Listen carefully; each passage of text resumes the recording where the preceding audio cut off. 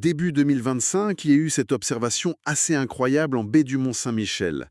Un pigargue à tête blanche. Le symbole nord-américain, là, en France, en liberté. Ça interpelle, non? D'où il sort celui-là? Ah oui, c'est le genre d'info qui fait lever un sourcil, c'est sûr. Et ça nous donne une accroche parfaite pour notre discussion d'aujourd'hui. On va parler de ce rapace emblématique et de son cousin d'ici, le pigargue à queue blanche. Exactement. On va explorer un peu leur histoire. Un retour assez spectaculaire, il faut le dire, après des années difficiles. Mais on va voir aussi qu'il y a une menace qui plane toujours, plus discrète, le saturnisme, l'empoisonnement au plomb. Hmm. Mhm. Et on regardera aussi ce qui se fait concrètement pour les protéger, que ce soit au Québec ou ici en France.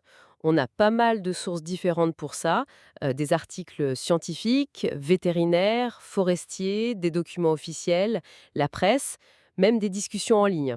Voilà. L'idée, c'est de décortiquer tout ça pour y voir plus clair sur la situation de ces oiseaux impressionnants.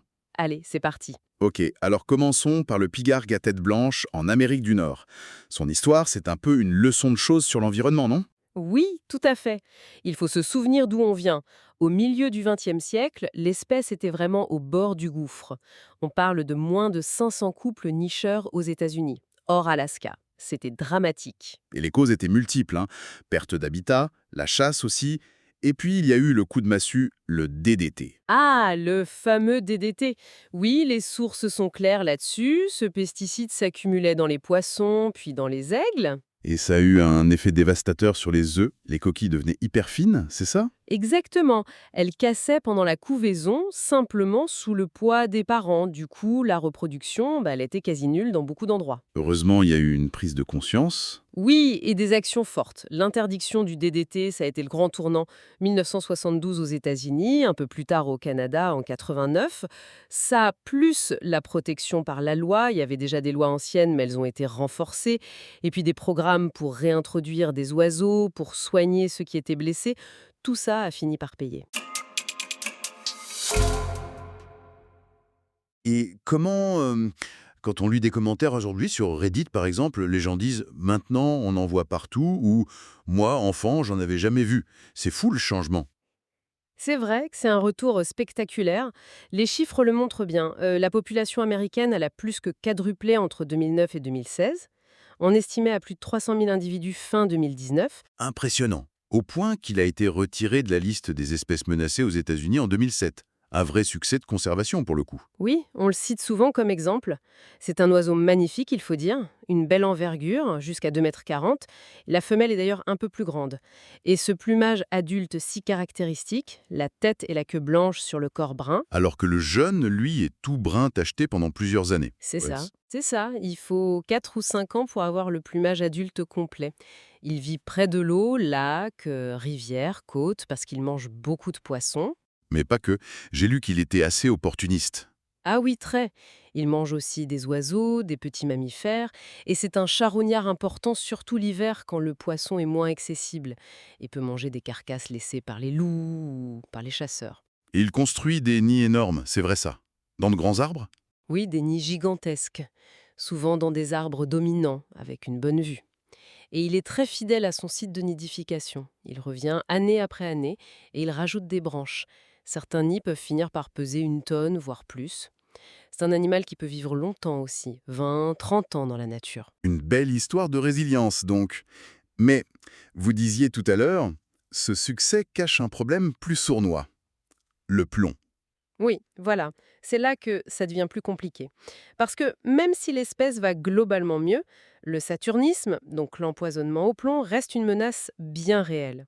Mais attendez, si le DDT est interdit depuis 50 ans et que les populations se portent bien mieux, pourquoi ce plomb pose problème maintenant? On ne le voyait pas avant ou on le mesure mieux? C'est une très bonne question. Le problème n'est pas nouveau en soi, le plomb est toxique depuis toujours, mais on a aujourd'hui des études beaucoup plus précises qui quantifient l'impact réel. Ce n'est pas juste quelques oiseaux malades par-ci par-là, c'est un problème de fond. D'accord.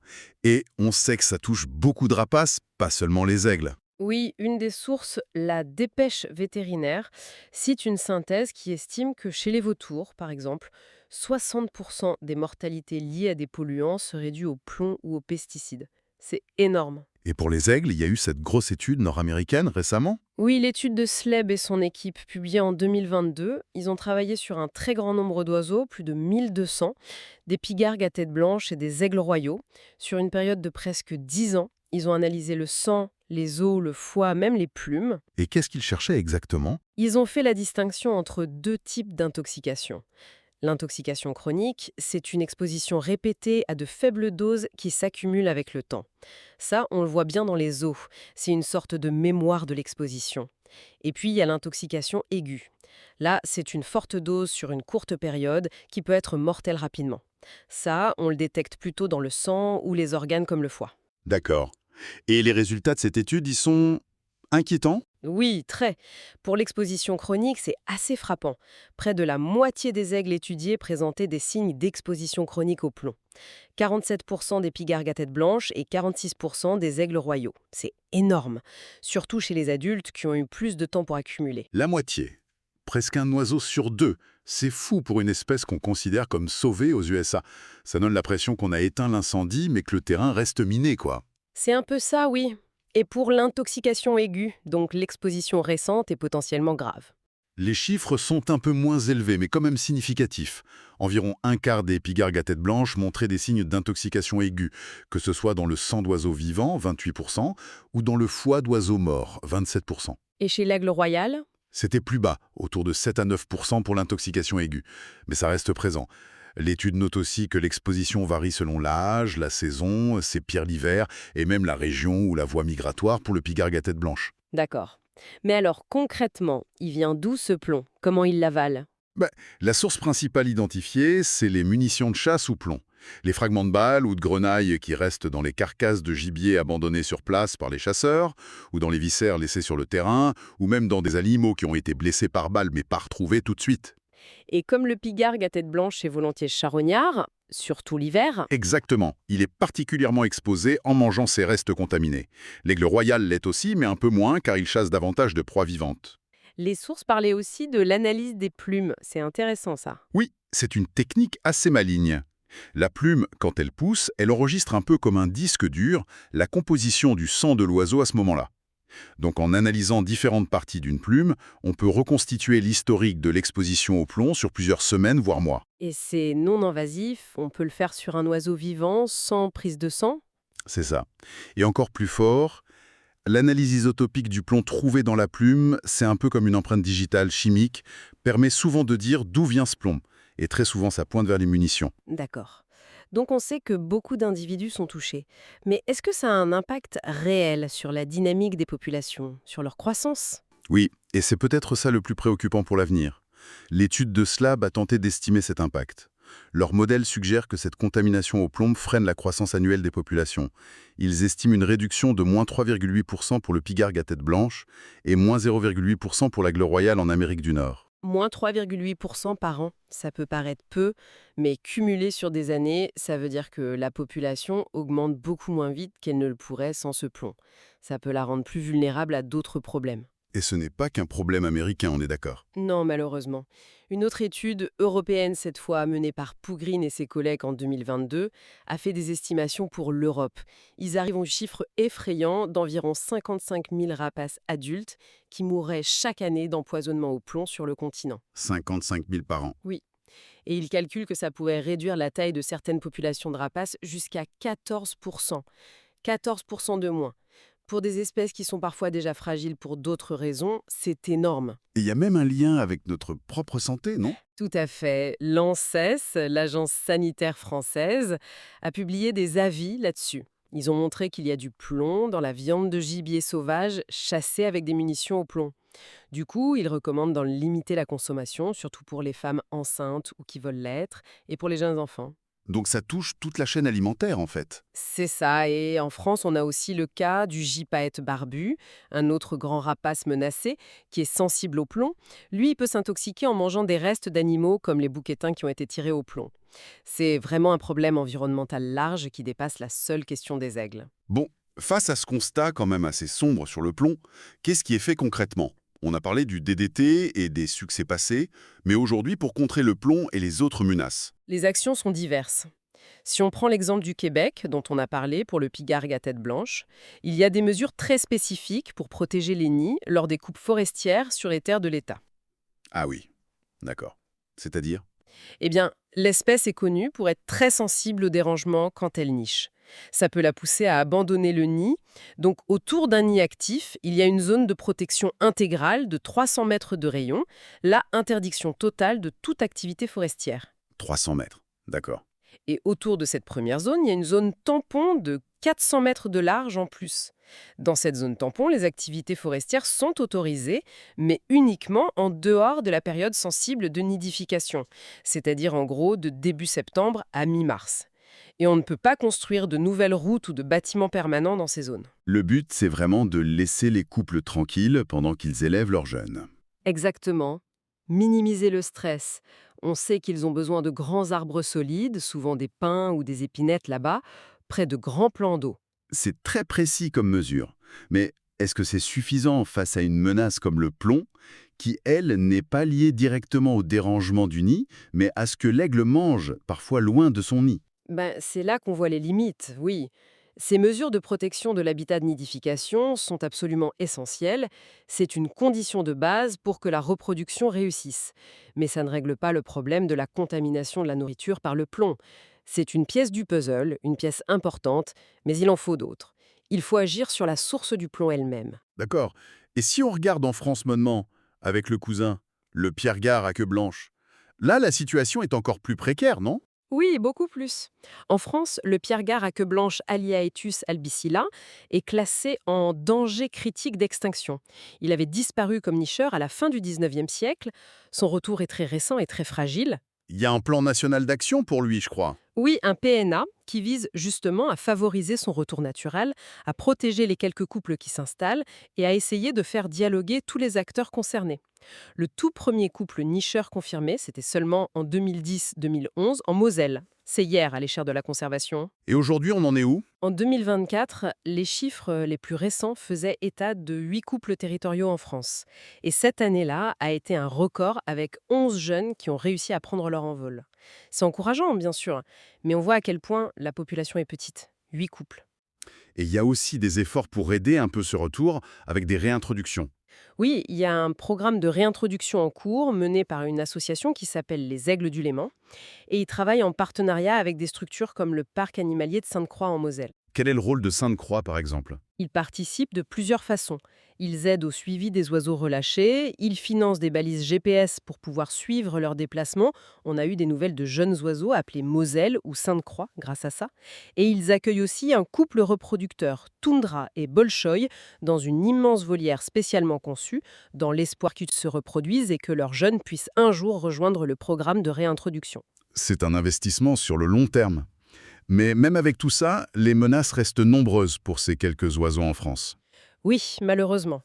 La dégradation des zones humides où ils aiment vivre, la pollution de l'eau et des proies, le risque de collision avec les éoliennes, c'est mentionné dans les sources, et puis il y a toujours le braconnage et l'empoisonnement. Et justement, 2024 a été une année noire de ce point de vue-là, non? Oui, ça a été terrible. Il y a eu le cas de la femelle Morzine. C'était une jeune femelle issue du programme de réintroduction. Elle était suivie par GPS. Elle a été retrouvée abattue par un chasseur en Isère en février. Abattu? Oui. Et quelques mois plus tard, en mai, un autre pigargue suivi, un mâle adulte nommé Michel Terrasse, a été retrouvé mort, empoisonné cette fois. 2 coups durs pour une population si fragile. L'affaire de Morzine a eu des suites judiciaires, elle me semble. Oui, le chasseur a été identifié et jugé. En appel, la Cour de Grenoble l'a condamné à verser une somme importante, 81 000 euros, à la LPO, Ligue pour la protection des oiseaux, qui s'était portée partie civile. Cette somme incluait une part significative au titre du préjudice écologique pour compenser la perte de cet oiseau pour l'espèce. Comment cette décision a été perçue? D'après les articles qu'on a consultés, la LPO a vu ça comme une reconnaissance importante de la valeur de la biodiversité et du préjudice subi par l'environnement. Du côté de la défense du chasseur, le montant a été jugé assez exceptionnel ou surprenant. Il est important de rapporter ces différentes réactions telles qu'elles sont présentées, sans prendre parti. Mais ce qui est sûr, c'est que ces événements montrent à quel point ces oiseaux sont vulnérables, même avec un statut de protection maximale. Tout ça nous ramène à notre point de départ, évidemment, le pigargue à tête blanche, l'américain, vu au Mont-Saint-Michel. Alors, finalement, d'où vient-il? Le mystère demeure? L'hypothèse qu'il ait traversé l'Atlantique tout seul, comme un grand migrateur égaré, elle est jugée vraiment très très improbable par les ornithologues pour cette espèce. Ce n'est pas un oiseau connu pour faire de telles traversées océaniques. Donc, l'explication la plus probable, c'est... Ça reste un oiseau échappé de captivité. Un parc animalier, un spectacle de fauconnerie. Les sources rappellent que ce n'est malheureusement pas si rare. Il y a eu d'autres cas d'évasion en France? Oui, plusieurs ces dernières années. Des pigargues à tête blanche se sont échappés de parcs à La Flèche, à Valmy, à Audierne, à la Boissière du Doré. Ce sont des oiseaux puissants et un moment d'inattention, une installation défaillante et hop, Et pour celui du Mont-Saint-Michel, il y a une piste plus précise? un article d'Ornithomédia avance une hypothèse assez crédible. Il pourrait s'agir d'un jeune né en 2021 qui s'est échappé du zoo de la Bourbansais, en Ille-et-Vilaine, pas si loin du Mont-Saint-Michel, en mars 2022. Apparemment, il portait des lanières en cuir aux pattes au début, des jets, qui ont dû finir par tomber. Ça correspondrait assez bien avec la période et le lieu des observations.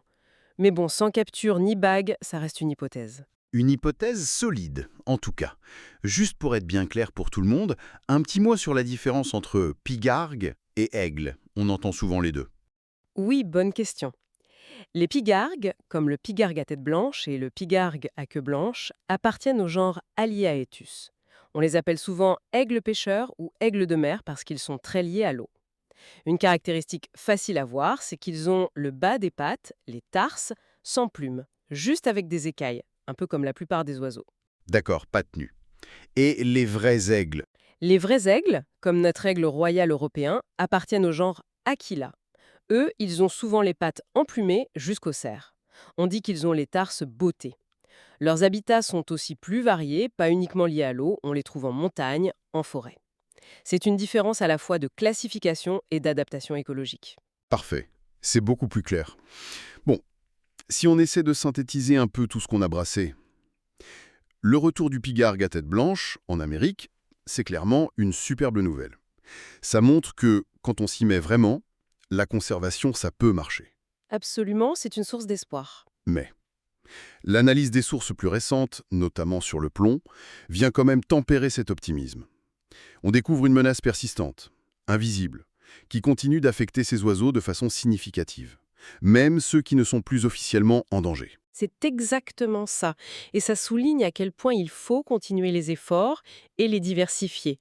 Protéger les sites de nidification, comme on a vu au Québec, c'est crucial. Soutenir les retours fragiles avec des réintroductions et lutter contre le braconnage, comme en France pour le pigargue à queue blanche, c'est indispensable. Mais on voit bien qu'il faut aussi s'attaquer à la source de la contamination. Le plomb des munitions, principalement. Oui, si on élargit un peu la perspective, cette contamination par le plomb, elle ne touche pas que les aigles. Elle remonte toute la chaîne alimentaire, elle affecte la faune sauvage en général, et elle peut même avoir des implications pour la santé humaine via la consommation de gibier. Des alternatives aux munitions au plomb existent, elles sont utilisées dans de plus en plus d'endroits. Leur généralisation semble vraiment une étape nécessaire.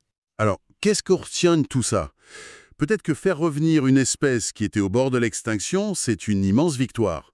Mais que lui assurer un avenir vraiment sain et durable dans un environnement qu'on a nous-mêmes pollué, c'est un défi encore plus grand, qui demande une vigilance constante. Tout à fait. Et ça nous laisse peut-être avec une question un peu plus philosophique pour la fin. Cette omniprésence du plomb chez des populations d'aigles qu'on considère comme sauvées, des décennies après avoir gagné la bataille contre le DDT, ça interroge sur ce que signifie vraiment sauver une espèce. Est-elle vraiment sauvée si elle continue de subir au quotidien une intoxication chronique, invisible mais aux conséquences bien réelles sur sa démographie? Quelle est notre responsabilité collective face à ces pollutions diffuses, héritées du passé ou toujours d'actualité qu'on continue d'infliger au monde sauvage?